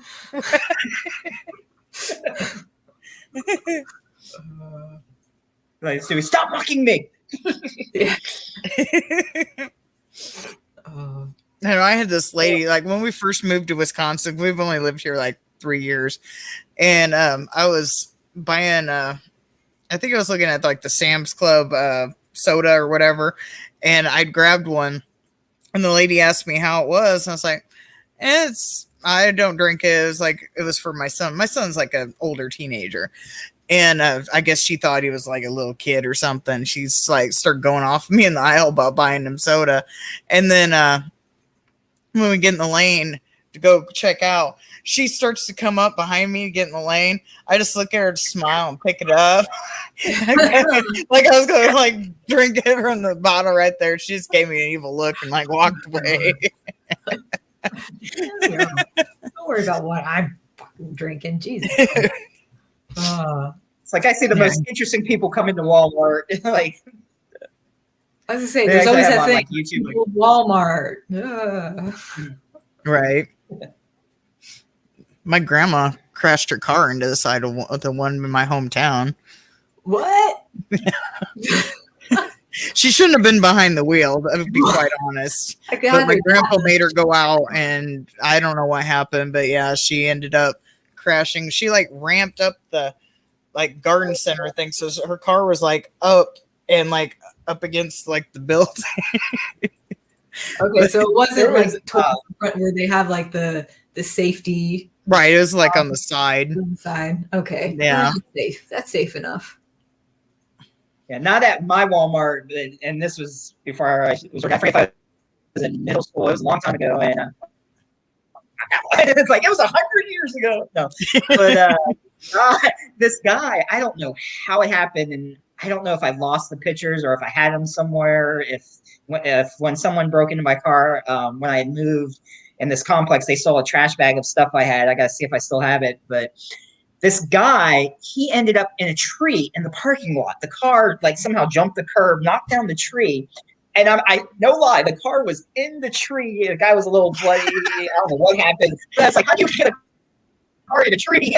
You gotta get a prize for that. That's a whole other kind of skill that you don't even know that you have. I mean, I don't know if he went. I mean, obviously he was going fast or something. Like we had come out, so we don't know how he jumped in the tree. But the way, obviously, there was a tree in the curb, so obviously somehow he jumped the curb into the small tree.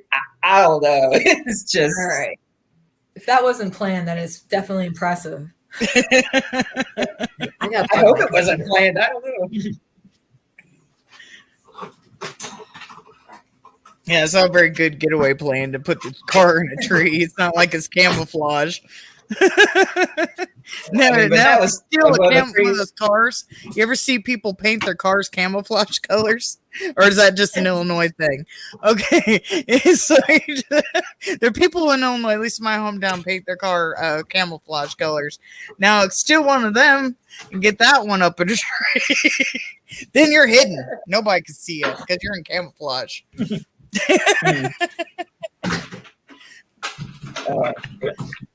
That was crazy though. I'll never forget that. Car in a tree.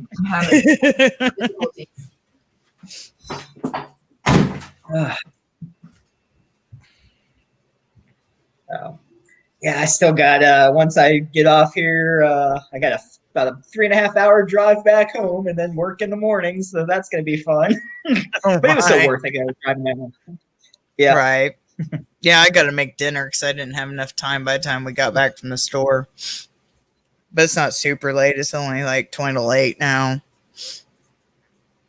Well, for me, it's 8:36 now, so I'll probably get home maybe around 1 o'clock or so, maybe. About 3.5 hours. So, yeah, not 4, but we'll see.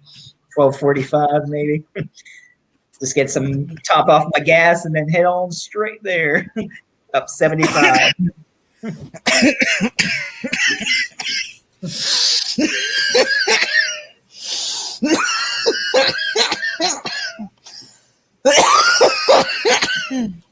Yeah, all right. Yeah, just don't take no wrong turns and end up in a forest again. No, I know where I need to go. This time I won't have anyone screaming this way.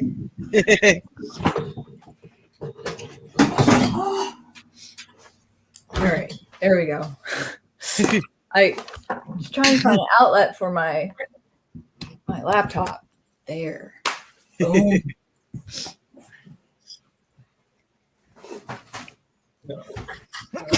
You said you like doing some drawing. Is there anything that you can show us, or is it just your own personal drawings? I can. Let me see. Find something.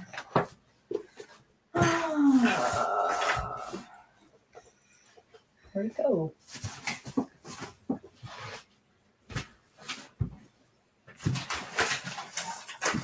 I have to look. A second. Oh. Oops.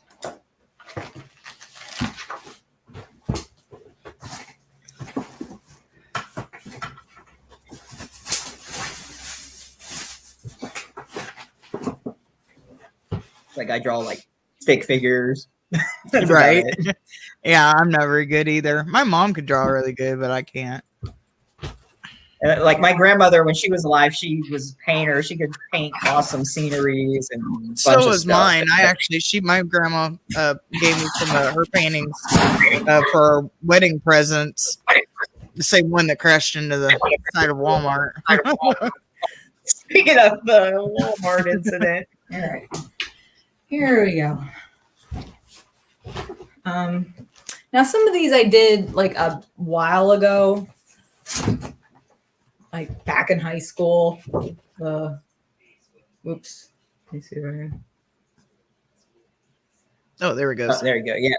This is pen and ink and watercolor. And That's why you had to see the school psychiatrist, right?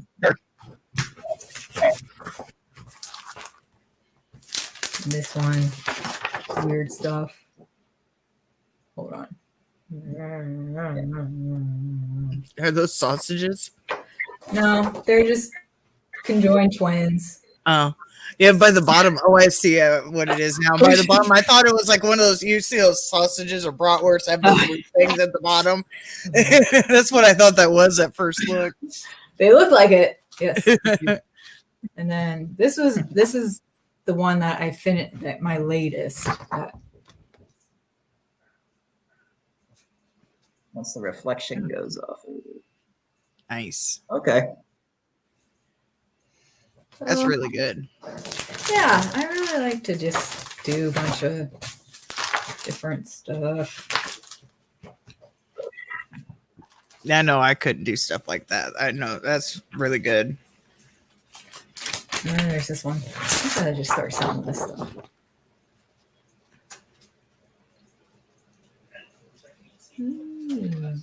Yeah. I don't know.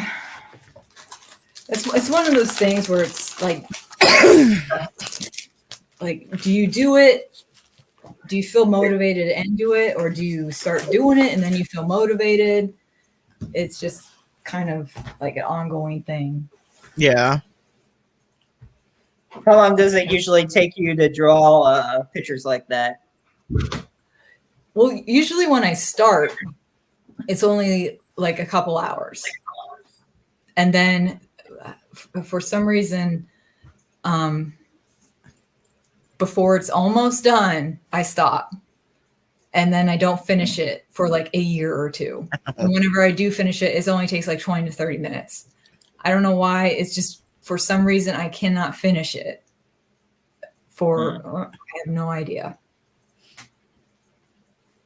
You want to wait a year to see if you want to add anything.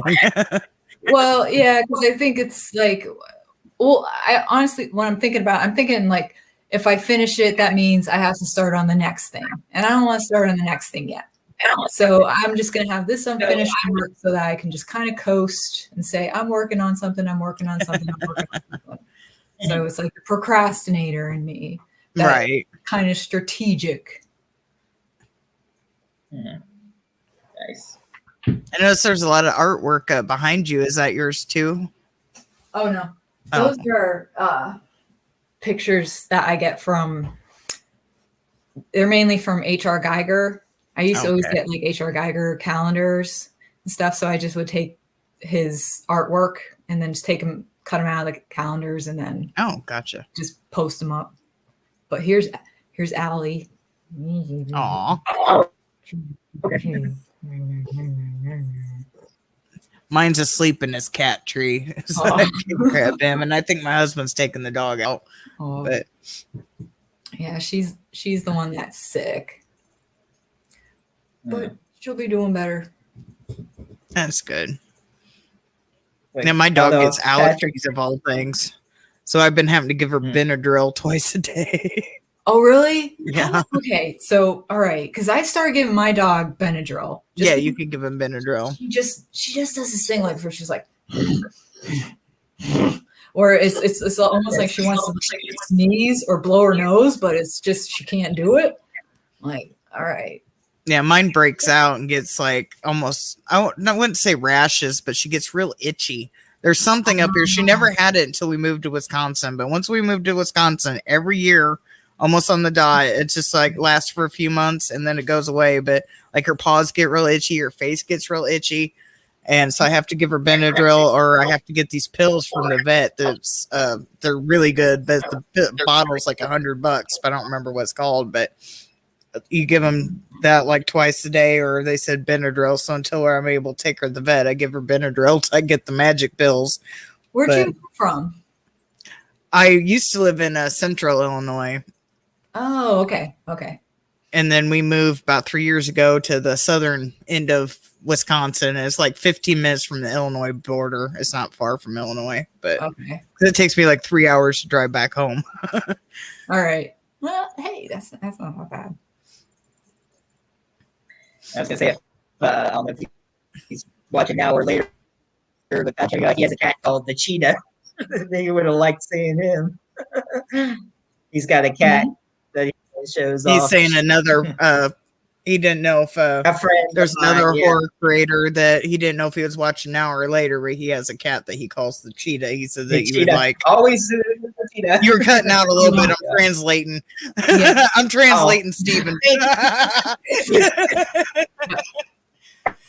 you. As I type that. Yeah, I don't know why I keep cutting out. That's getting really annoying. I haven't had that trouble before. I'm probably where I am the Wi-Fi. So. I know, because you're still in Florida? Yes, still in Florida. Yep. All right. Yeah, I've lived in South Florida, Central Florida, Tallahassee. So I just drove down to Tampa to go to the Tampa Bay Screams and everything. Felissa Rose was there, and Dave Sheridan. Some other independent horror movie makers were there. Kate Phoenix from Clownado was there.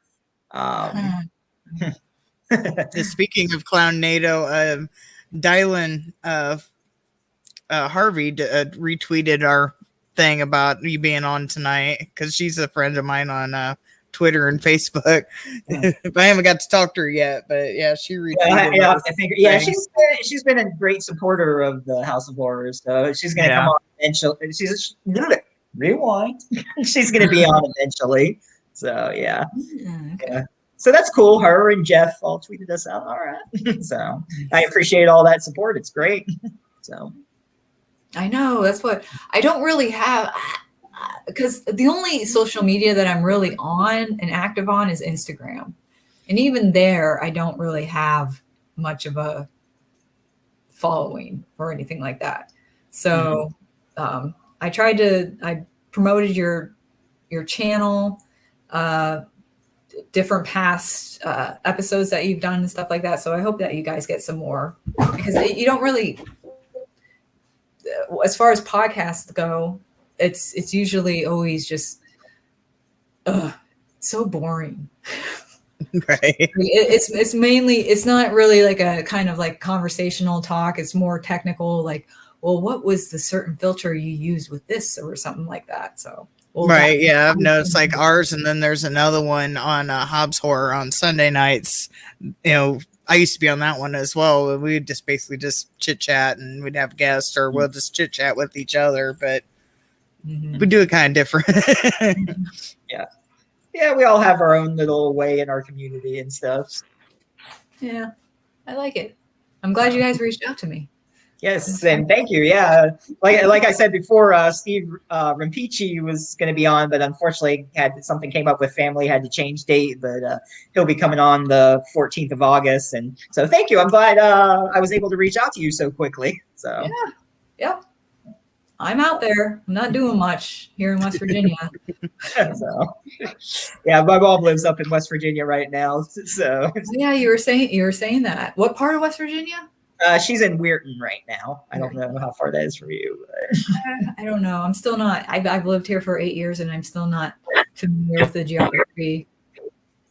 Yeah, I know. No. Last year or the year before, when I drove up there, she's doing better now, but she was in the hospital, and it was like I forget how long ago. It was really long. And when I had her in West Virginia, I'm like, okay, how much further? Oh, another 6 hours. I'm like, oh my gosh, how far can I have to go? I was like going way north there. Oh. But, Your husband says 1.5 hours. So it's 1.5 hours away from me. Thanks, Tony. Oh, okay. Let me guess. He Googled it. He Googled it. How far is it?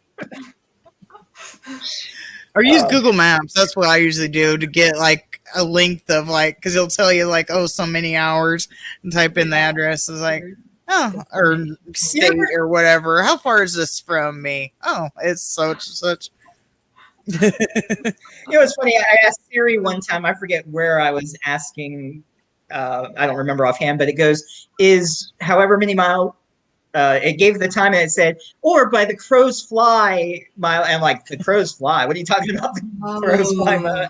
Has that ever come up for you or something? And, oh, as the crow flies. I'm like, what? Yeah, hey, if there's no roads or traffic, how long would it take to get there from a straight line? Which doesn't mean anything because it's never going to happen. Yeah. He says, "No, I went to college nearby," so he did not Google it. He knew that. Okay. Go off.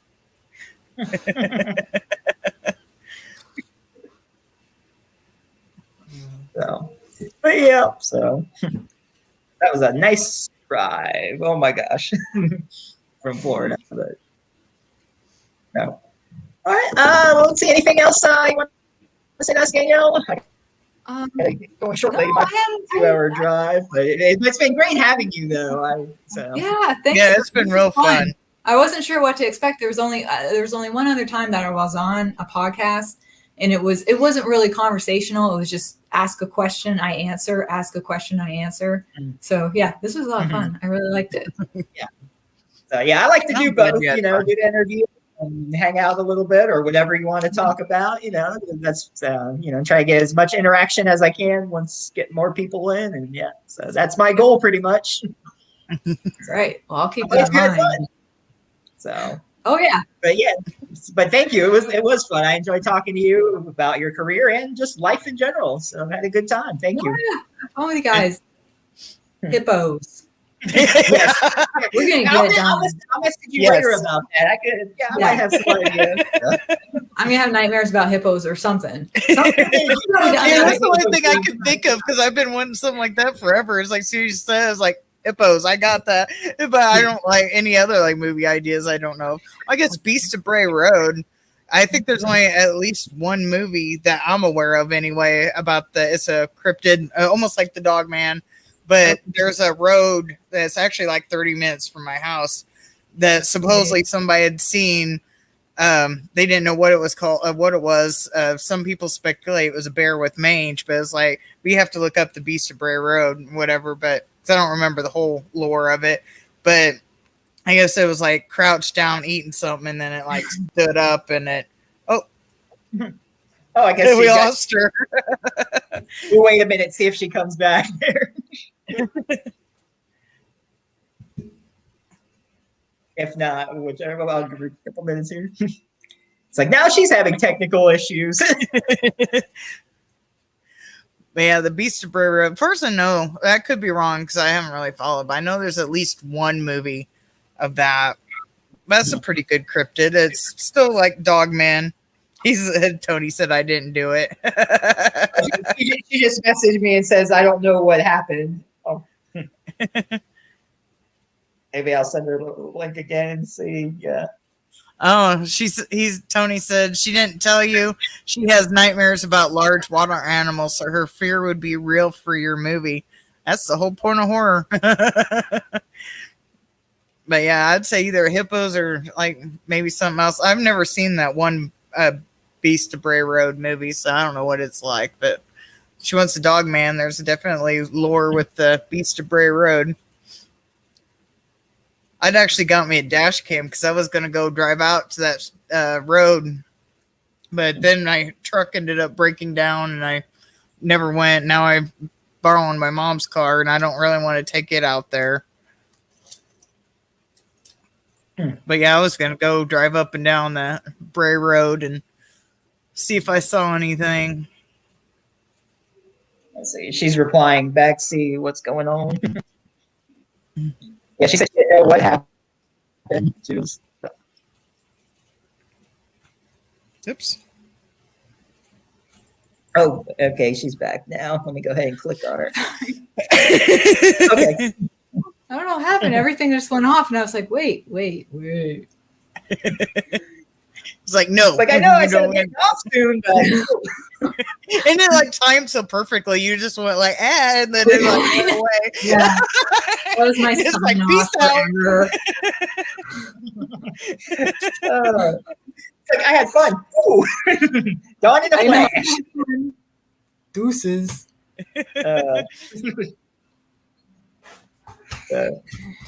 Yeah, but like I was saying, like he's talking about the Dog Man, I would say like looking like Beast of Bray Road. There's at least one movie that I'm aware of, but other than that, I don't know of any other. But that'd be a good like lore thing to look into for your Dogman movie. Yeah. Huh. I don't even think the X-Files did anything about that. Yeah, I'm not sure. I don't really I'll have to remember. It's pretty neat. Yeah, except when I was researching Wisconsin before we moved up here, I found that out. And then we moved up here and I found out it was like 30 minutes from the house. But I haven't went and explored it yet. I've been meaning to. I just haven't done it. Oh, you got to get on that. 30 minutes. Yeah. Get a pop-up tent and just... Like, yeah, I don't think they'll let you do that because what I read online is, you might have to get, like, if you wanted to film like on location, you'd probably have to get permission. But what I've read online that I guess the road has a lot of locals that keep eye out on people that are actually out looking for something. So, well, then that's a movie within itself. Like locals, get out of here! Right there. Like sometimes the locals are the scariest people. And believe it or not, even though Wisconsin is pretty far away from Canada, a lot of people do say a boat out here. Oh yeah. It was a lot more shocking than I was expecting. It's like a Midwestern accent and then mixed with a boot. They probably don't know why. Why do I pronounce my O's this way? I don't know. But yeah, when we moved, it was kind of weird hearing at first. It's like we're not nowhere near Canada. Well, my mother's Canadian, don't you know? Yeah, that's shockingly, there's actually a lot of people with that accent here. It's a lot more than I expected. That's funny. So I went into the shop and my son was going to get something, I forget what, and this lady's like, "Oh, you got a cute accent." Like, I do. Isn't that weird when people tell you that? Right. It's like, I don't think, besides being told I sound like a redneck, they ask where you're from. Right. Like, I don't know. Where are you from? Oh. And besides being told I sound like a redneck, I was like, I don't know what kind of accent I have. You just be like, you don't want to know where I'm from. Right. There's no going back there. Make it very be like the Coneheads. We come from France. We come from France. Yeah, we come the Coneheads. Yeah.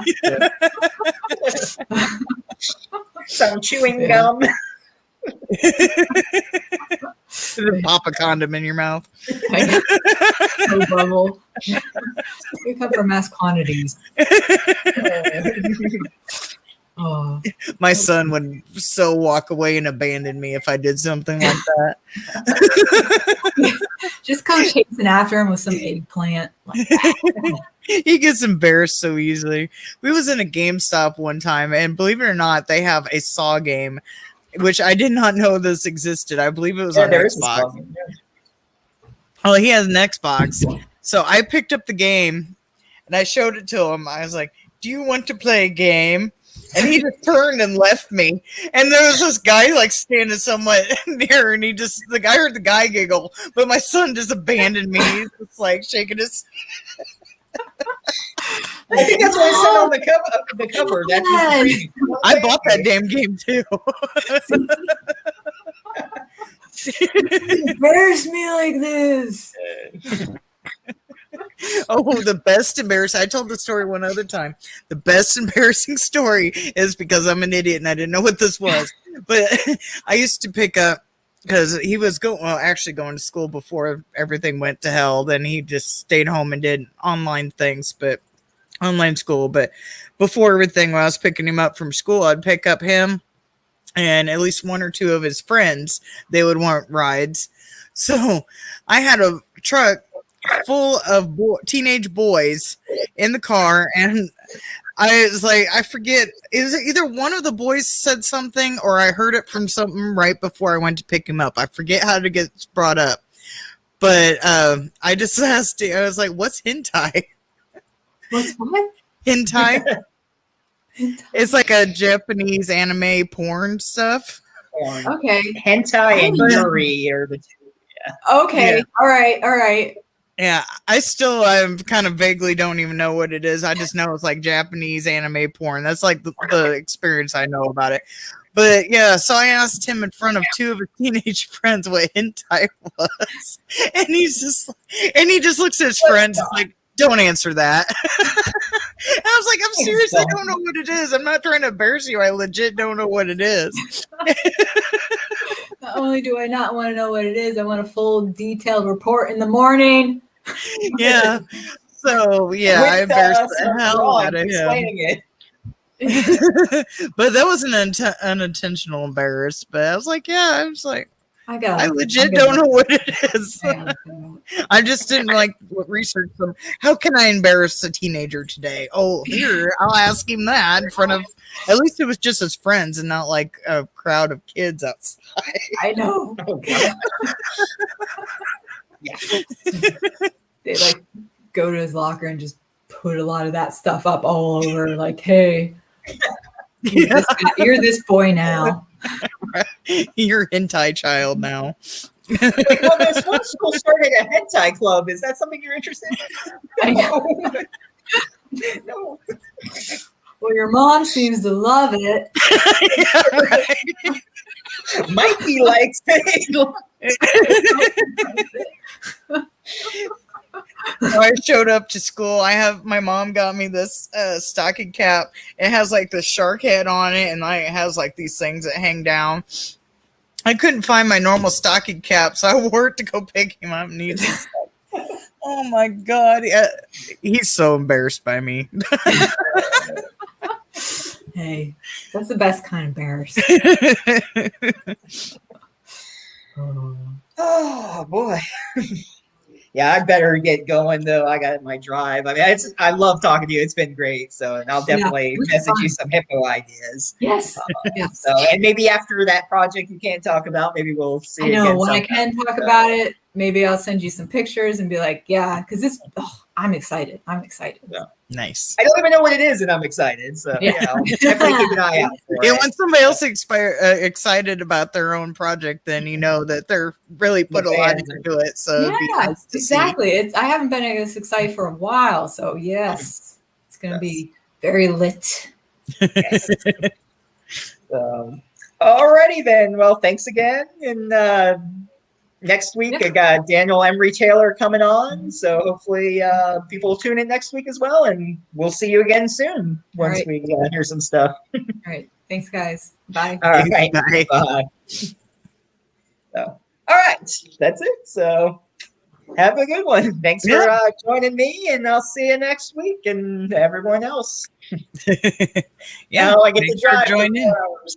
Get home by 1 o'clock. So, all right. Have a good Be night. careful. Yes. Well, at least there won't be much traffic at night, so that'll be good. Yeah. I don't know if you got to watch out for deer. I don't know if there's much deer down that way, But I don't think I know it there's a looks- lot of pictures of people sharing alligators crossing the road, so be careful of the random alligators. That's more Alligator Alley down south. I'm heading north, so it should be good. Yeah, I have no clue. I just know I always have to look for eyeballs for deer. Deer caught in the headlights. Right. My mom, when she took me to the hospital, sorry, I know you want to get off, but I was going to the hospital when I went to give birth to my son. Mm-hmm. And we had to leave because I had to get induced. I wasn't allowed to like go normally. So we're like had to go to this hospital that was like 20 minutes away at almost, we had to be there by midnight. We're going down this kind of country road. And I was like, there's a deer. And Mom's like, I see it. Because there's one on the side of the road and there's one in the middle of the road. She sees the one on the side of the road and not the one that's freaking right there. So it's like, no, deer. I had to point that way. She's like, oh my God, we about hit a deer on the way to the hospital having my son. But yeah, they're crazy out this way though. But yeah, definitely drive safe. Watch out for random alligators. And see you later. And hippos. We don't have any hippos that way, unless I know that. Well, no, that's good. I know there was somewhere that there's hippos that they're not native. I forget where it's at, but some like drug dealer was like obsessed with hippos, so he like owned them.